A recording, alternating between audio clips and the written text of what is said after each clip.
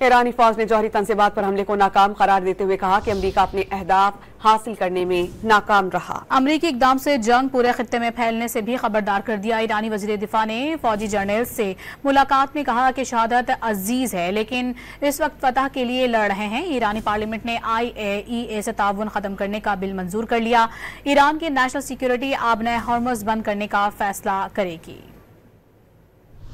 ईरानी फौज ने जौहरी तंसीबात पर हमले को नाकाम करार दे दिया। इसराइली फौज को भी दौड़ा दौड़ा कर मारने का ऐलान कर दिया। इसराइली हमलों के बाद मिसाइल लॉन्चर्स की पोजीशन तब्दील करना शुरू कर दी। फौजी जनरल से वर्चुअल मुलाकात में ईरानी आर्मी चीफ अमीर हातमी ने कहा कि हमें शहादत अजीज है लेकिन इस वक्त हम फतह के लिए लड़ रहे हैं। अमरीका को पहले भी जंगी जराइम का फैसला कुन जवाब दिया, इस बार भी ऐसा ही होगा। तर्जुमान खातिमुल अंबिया सेंट्रल हेडक्वार्टर्स कर्नल इब्राहिम जुल्फिकारी ने कहा कि अमेरिका सख्त ऑपरेशंस और शदीद नताइज का इंतजार करे। अमेरिकी इकदाम से खत्ते में जंग के फैलाव की राह हमवार हो गई।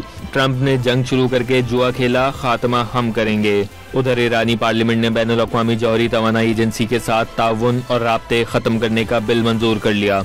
ईरानी पार्लियामेंट के स्पीकर ने इजलास से खिताब में कहा कि IAEA जब तक गैर जानिबदार और पेशावाराना रवैया इख्तियार नहीं करती उसके साथ हर तरह का ताउन मुअत्तल रहेगा।